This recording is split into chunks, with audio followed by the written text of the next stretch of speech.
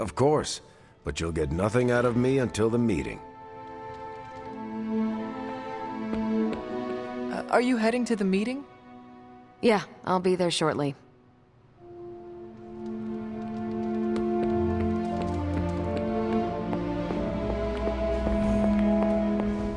Hunter, hello.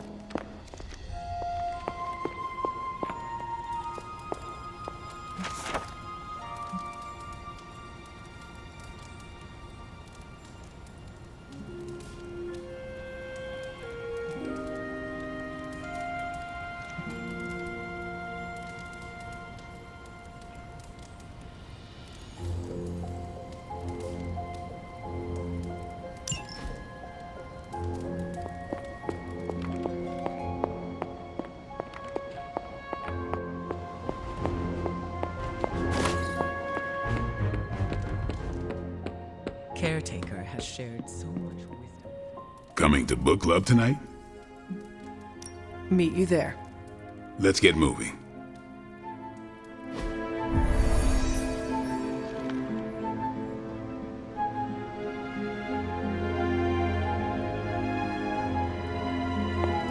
Looks like we're all here. Grab a seat and let's get started. I am ready. The Art of War is one of my favorite books, if not my favorite. Can anyone guess why? Because it's not just about fighting, it's about how to conduct yourself when in conflict with others. Carol gets it.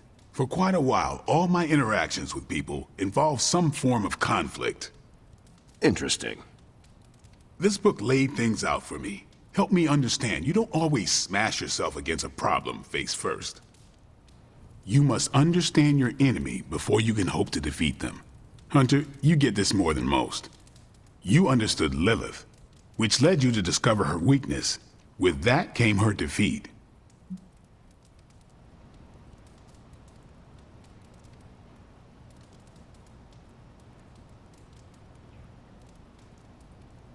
That is what Nico and the others are trying to figure out. That Goth Knight thing? Emo kids, actually. Whatever. Nico's magic nerd night. My point here, until we know what game Lilith is playing, there's no way we can break the rules. That's the only way we win. So the favorite book of a half-vampire was written by Master Sun. I'm the Daywalker. Of course it is. Carol, what stood out for you? The chapter about flexibility in warfare. Yes, it presented distinct situations, but at its core, it promoted a philosophy of adaptability. This is a subtle but key difference from the Kree war manuals I know. Those manuals lay out how to overcome every possible contingency. Because Kree commanders always expect an answer, exceptions can flummox the ones who let the rules think for them.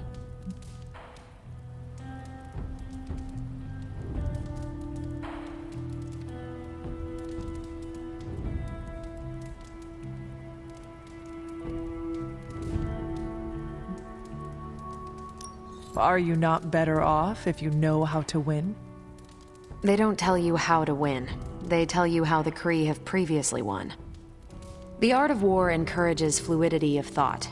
The variations presented in the chapter on flexibility are examples, not rote technique. And that's how wars are lost.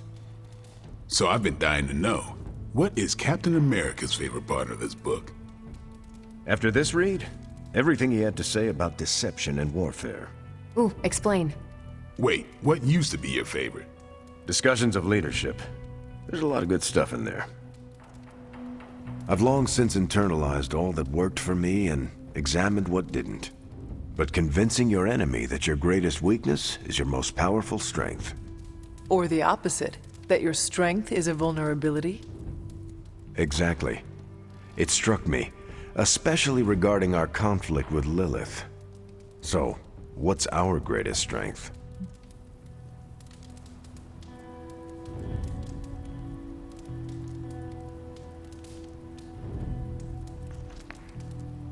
Lilith has no allies, just thralls. She is alone in this fight, but we are united. Are we? The greatest scientific mind I've known, sorry Tony, just defected to her side. What's to stop any of us from doing the same? I don't have an answer to the question I asked, but I plan to do what the art of war suggests. Learn her weakness. Adapt as the conflict evolves. Keep Lilith guessing. And above all, think. And that'll do it. Great. So what's our next book? I told Carol she could pick the next one. I decided on volume 32 of the Kavat Koth. The what now? It's a cross between a legal text, a spaceborne invasion defense manual, and one of those sagas that Thor seems to love. Okay, then. I promise it's not a heavy read. I thought it would be a good companion to The Art of War. See you all next time.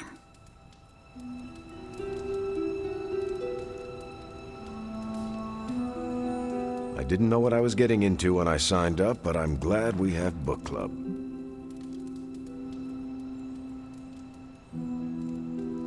It was good to see the conclusions we each drew from the book. That's why I think we need to do this. A team that understands its disparate parts works better in concert. But don't quote me. Sun Tzu said it better.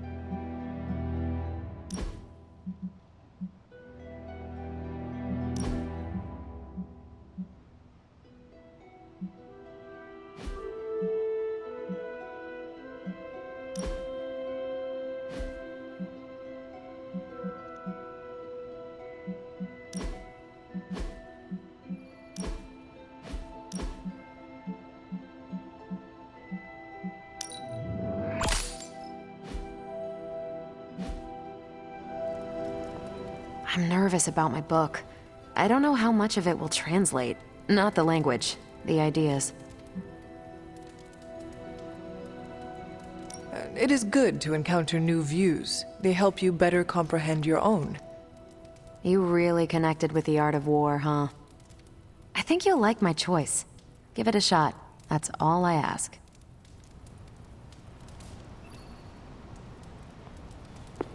That went better than expected. Captain Marvel seemed quite impressed with your selection. No, she didn't. Did she? No, you're just messing with me. The book she chose? It sounds like the Kree version of the book you chose. You think so? I know so. Huh. That went way better than expected. That's all for now. You taking off or hanging out? I am taking off. Later then.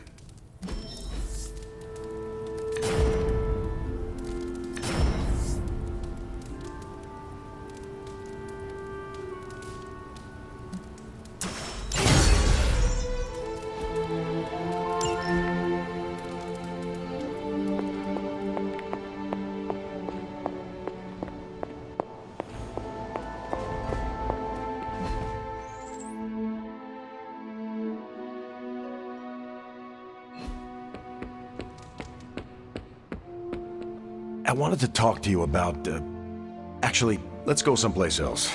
It's a little personal. I wanted to talk to you about book club. Oh? Having a good time? I'm having a great time. Always good to flex the old brain muscles. I need your advice, though. What kind of advice? It's about Blade. I get the feeling that all of book club is just his roundabout way of getting to be friends with me.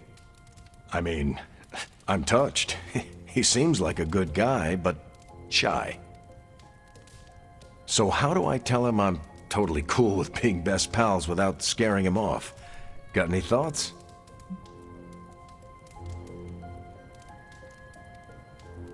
If you want to be friends with Blade, just tell him. You really think I should just lay it out there? You guys can fight hordes of bloodthirsty killers and not bat an eye. But you want to tell another human being that you enjoy their company and you forget how to speak. Different skill sets, Hunter. But I'm always looking to improve, so thanks. I'm up to the challenge. I wish I could be more helpful. Please, you've been more than helpful just listening to me. Now, if you'll excuse me, I need to go catch up with my reading. I'm a couple of chapters behind. I can tell. Watch it. No spoilers. I gotta say, I'm loving our current book.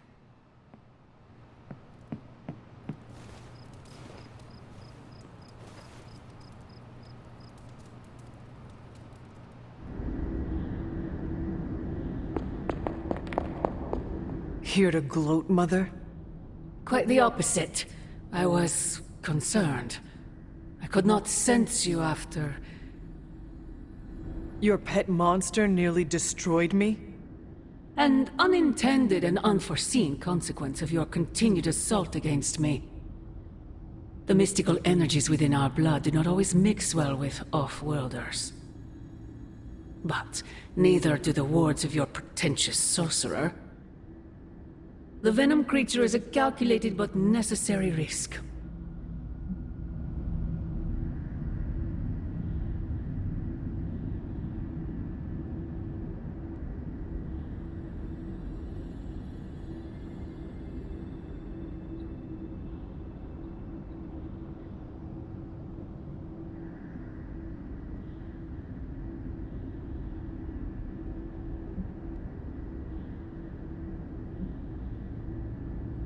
Alien monstrosities? Wanda's unchecked powers coupled with Banner's unhinged mind?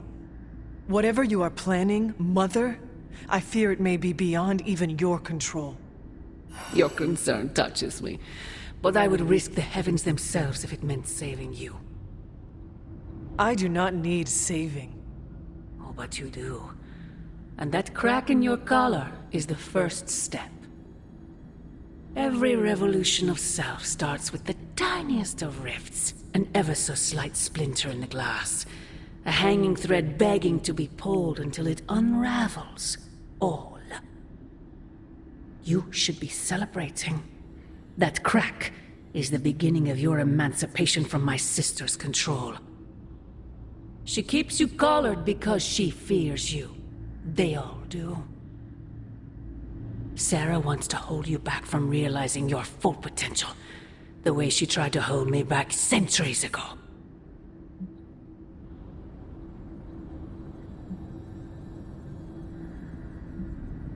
I am starting to think this centuries-long conflict is nothing more than a bad case of sibling rivalry. If only it were that simple.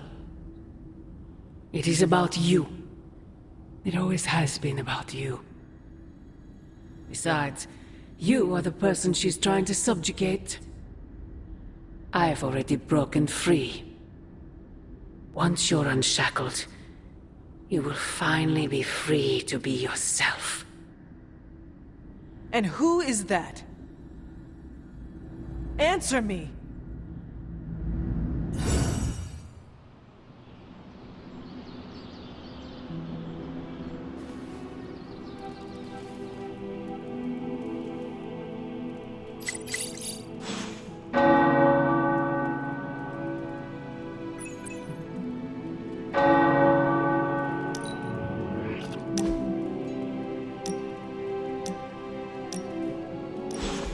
You know, I was obsessed with the sun as a kid. A huge nuclear reactor fueling all light and life in our solar system.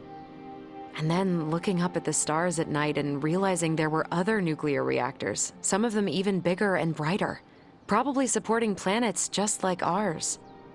I was blown away. And now? I want to say I still am, but I saw countless stars while I was in the Kree Star Force. White dwarfs, red giants, even a couple of neutrino stars. Sadly, the sense of wonder eventually wears off, like most things.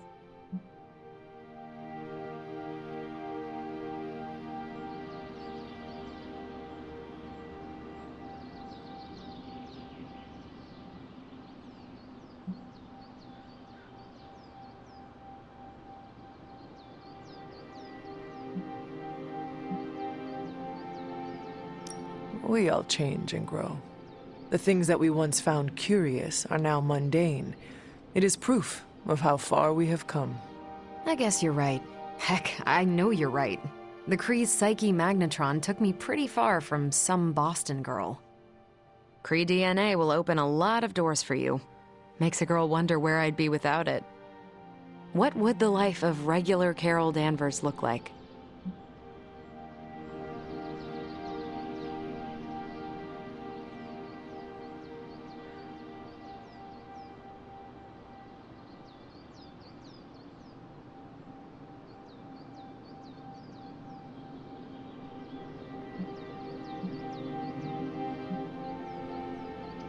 You would have found new ways to break boundaries and set new records.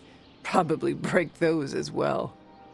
I do love the sound of a glass ceiling shattering, and it would be nice to know that I did it with no extraterrestrial help, so to speak. That's a thought. Maybe in another life. But for now, you're stuck with me in this one.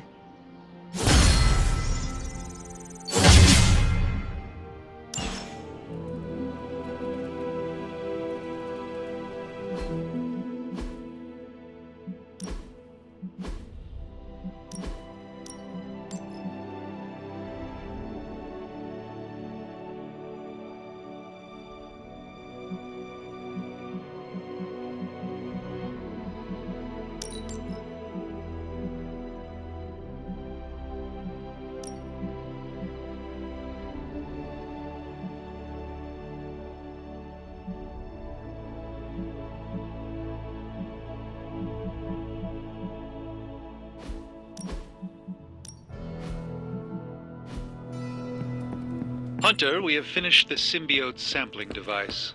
Come to the forge to have a look. Hey, boss.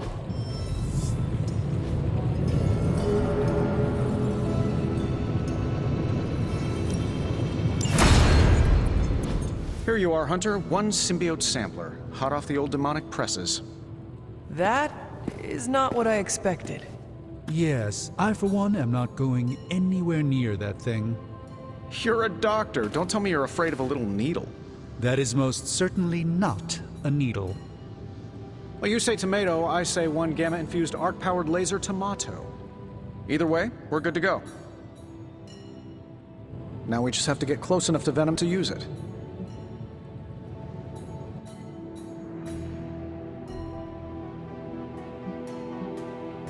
And I suppose you have a plan for that too. Actually, I don't. Been too busy wrangling our friendly Forge demon while ignoring Strange's advice in order to build a one-of-a-kind gamma-powered symbiote extractor that burns hot enough to pierce the sun. But basically, we just need to stick the pointy end in him and let the device do the rest.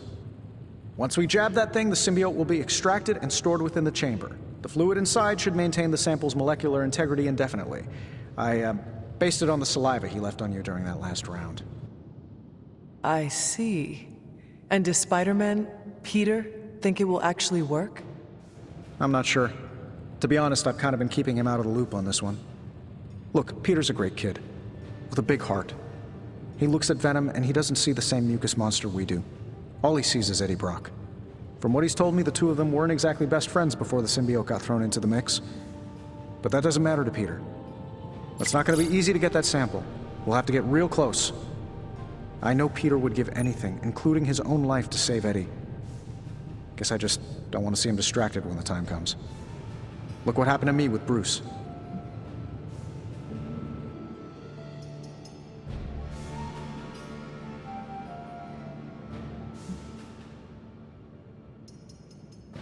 Venom is not Banner, Tony, and Peter is not you.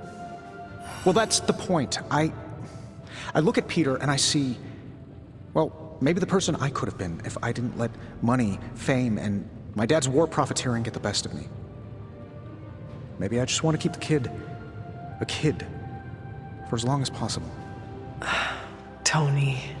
End of the day, we gotta find Venom first before any of this matters.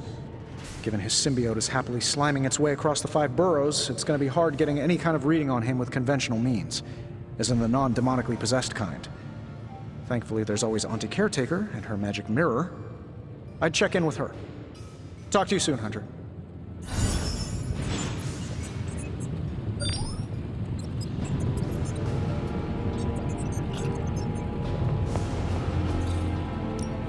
What have you got for me, boss? Readings are good.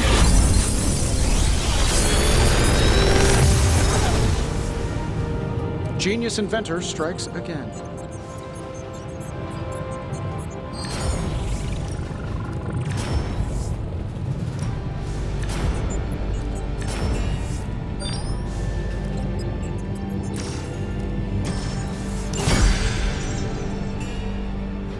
Until next time.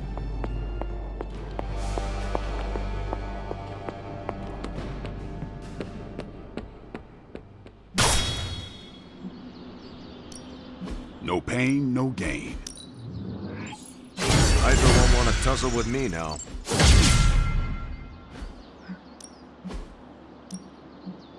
You going you around?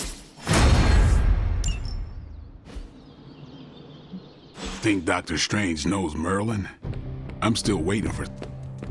How are you, Peter? You tell me, Hunter. I'm out of the loop on everything. They're off discussing what to do about Venom, and no one has said a word to me about it.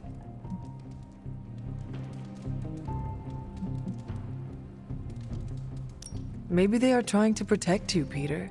They see your youth and feel the need to shield you a bit. I've saved the city I don't know how many times. What do I have to do to prove myself? Grow a goatee like Strange? I do not think that is necessary. Good, because it would be way too itchy under the mask. I know it can be frustrating, but you should not waste time wallowing in it. I know, I should be doing something, because right now I feel kinda useless. Maybe I'll use the forge to bake a loaf of sourdough. Really get in Stark's way until he notices me.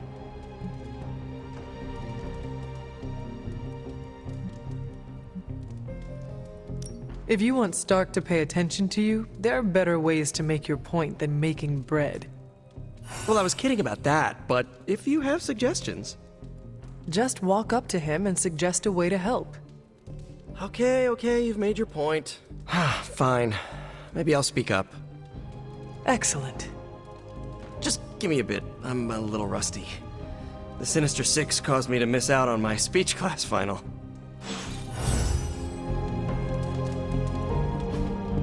Hey, can I ask a favor?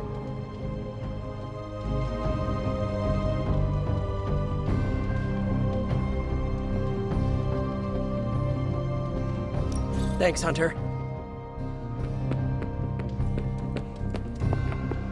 Buonazua.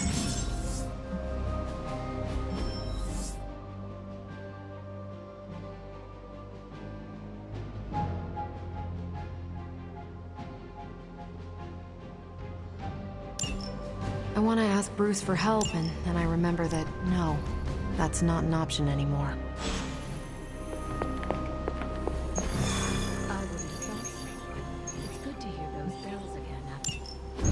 There it is. The creature. And pretty much the entire Hydra offensive. No doubt stealing more of the priceless and, did I mention, extremely powerful artifacts housed within the sanctum. I don't think so. They're fortifying a position here. You're right.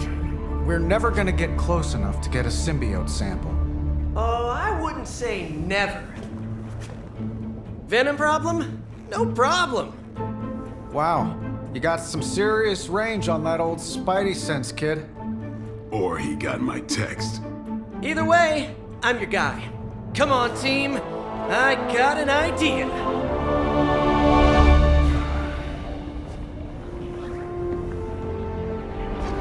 Anyone? Definitely should have practiced that more in the mirror. Sorry, kid. Can't risk a field trip on this one. Yeah, 'cause you all have so much experience fighting Venom. Spider-Man's cunning has proven to far exceed his years. In battle, not the talking. Don't see any of us muscling in when the Mandarin's in town. Okay, fine. I get it. What's the plan, Spider-Man?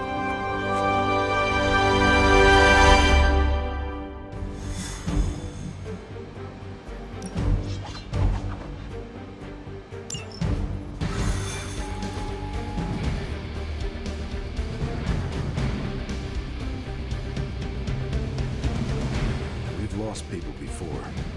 Never gets easy. Listen, I'm not a control freak. If you have any good ideas on this mission, I'm all ears. My only idea is to not get killed. Oh, good one. We're totally in sync.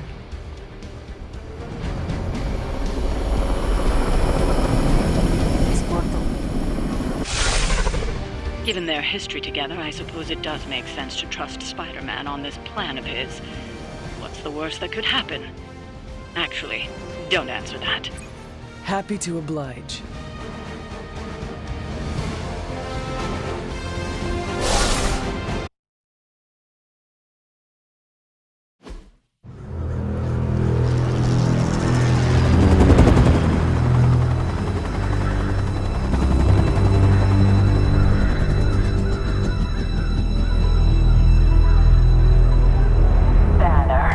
Yep, and there's Crisscross, Crossbones. and Eddie, and a really big...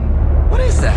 Whatever it is, they brought an entire army to protect it. Uh-huh. Sorry, just need to make a last-second adjustment to the plan. Ah, yes.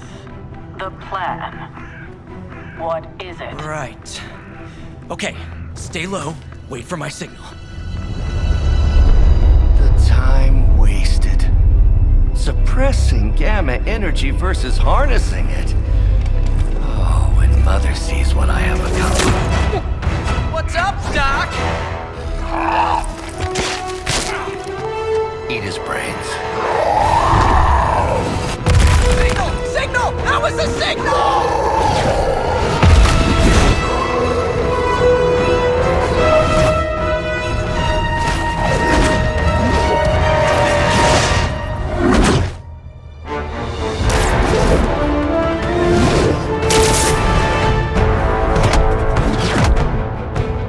Counting on you again, old friend. 3, 2, 1. That used to always work. Well, it did that one time.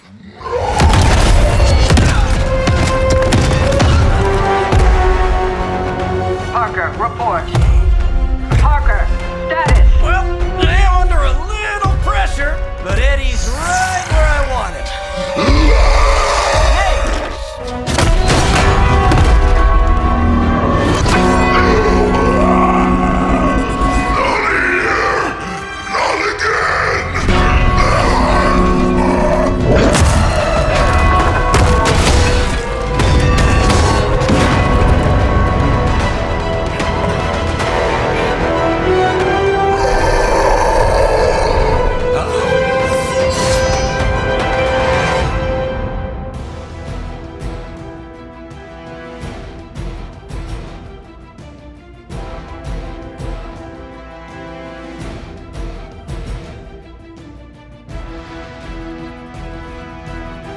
Look how fragile you are!